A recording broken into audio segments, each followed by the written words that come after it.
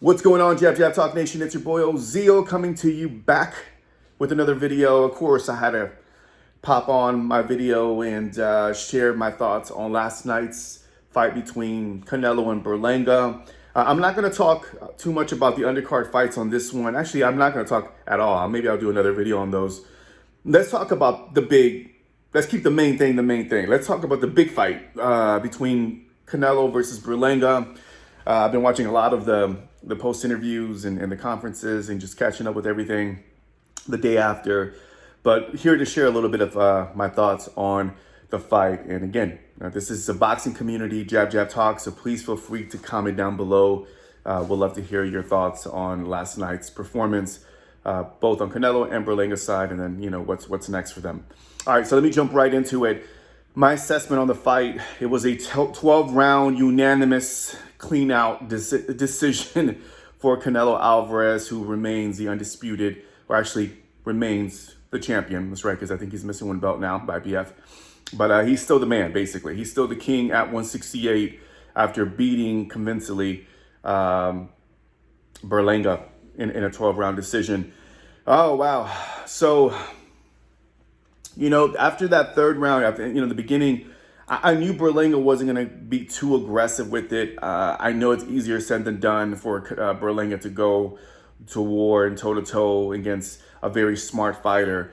It's not like Canelo is careless and you can just go in there and do what you want, especially when in the beginning, the fresh Canelo. So it was very calculated. He was very cautious. And, of course, we all know that third round drop, that left hand that came through. I honestly thought that was over because it felt like Canelo was going for a kill. It looked like he was going for the kill, and he just couldn't put Berlanga out, and Berlanga survived and was able to continue fighting for 12 rounds, for the remaining rounds rather. So I think all in all, Canelo dominated every round. I don't think I gave one round to Berlanga.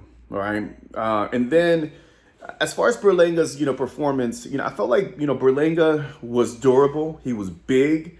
I felt like the size really was quite evident that, Canelo, I almost kind of felt like he was fighting a 175-pounder. I mean, he was big, he was huge, and I think that's the reason why he couldn't knock him out. Not to mention, again, Edgar Berlanga was like really there to really, fight and mix it up with him. So he was a very durable fighter. And one thing I have to respect, and I think we were all impressed after the fight, is how tough Berlanga really is. I mean, he really came to fight. He was strong. And, towards the end, he let his hands go. And I think the 12th round, I mean, he landed some pretty good shots against Canelo. So I think, Berlanga has definitely some punching power. He has some good snap. His size is definitely a problem for anybody.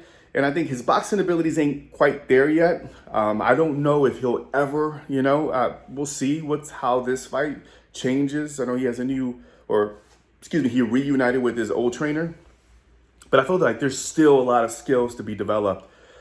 He's 26, but he's young. But at 26, there's some skill sets that to beat elite fighters he'll need. And so we'll see. I think, whether or not we'll see him against a Munguia, which I would love to see. A Caleb Plant, again, another good fight. So I think we're going to see a lot of really good fights with Edgar Berlanga now moving forward because of this fight with Canelo. So I think it's all up from here, But he was durable, he was game, and he had his couple moments. But I think overall, there's levels to this. Canelo was just way too dominant. And it was just very, very clear from the beginning that Canelo was just on a whole different level. Canelo did dominate, and he said what he wanted to do, which was basically punish. In the press conference when he said he was going to punish Berlanga, he certainly did. He hit him with some pretty powerful punches. He was hitting to the body, to the arms. He was just doing it all. I mean, he put on a clinic last night. So I was impressed at the fact that even Canelo, and I know there were people say, well, he's slipping, but even at this age, at 34, I think 34, with this type of mileage in there, to not throw as many punches, but to land at 50% power punches, and to do that against a younger fighter. Now, mind you, nobody talks about this. He went up against a younger fighter. So this is something to say about Canelo's performance and his overall ability to still kind of be with, fight against the young bucks that are bigger, that are stronger, that are faster, and still put on clinics. So Canelo is still great. Yes, he's not, he does get hit a lot more than I would like, and he gets hit a lot more these days.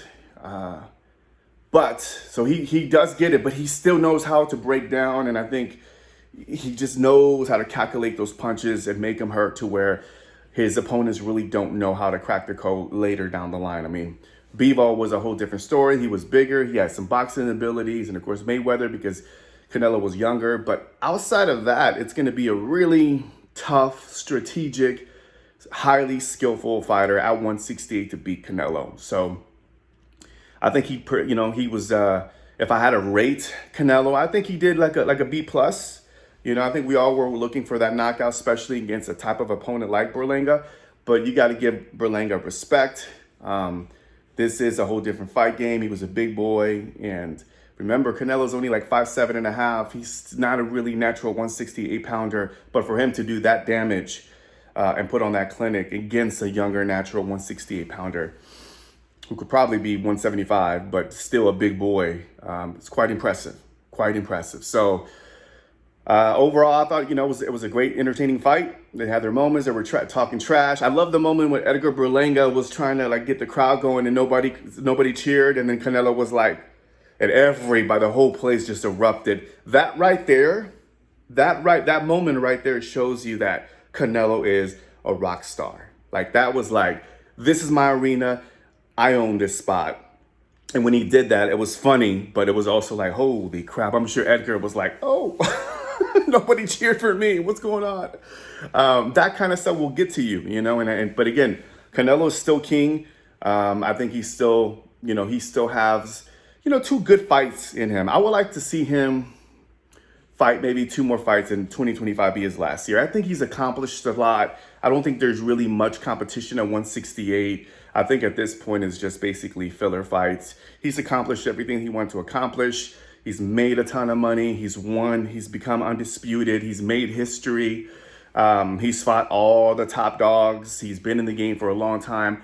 I would like to see, I don't want to see him go out like a lot of champions go out, where we see him just beat up by a no-name fighter or just get really hurt, Don't want that to see that happening to Canelo. So what I would like to see happening is give us that Benavidez fight. I think that Benavidez fight would be a great fight. It could be a dangerous fight. Honestly, it's after this performance, because Benavidez is game and he can throw a lot of punches. It could be in his size, it could be very challenging for Canelo. But I think that's the fight of glory. I think that's the one that he can give. It's a fight fan type of fight, and I just don't see anybody else at 168. I don't see David Morrell. I don't see a rematch with Caleb Plant. I just definitely don't see with Crawford. Don't do that. Don't taint your legacy. Don't go for that. I think just go out on your shield, fight the guy that everybody's been saying that you can't beat. Give the fans what they want. And I think David Benavidez is the fight that we all want, obviously.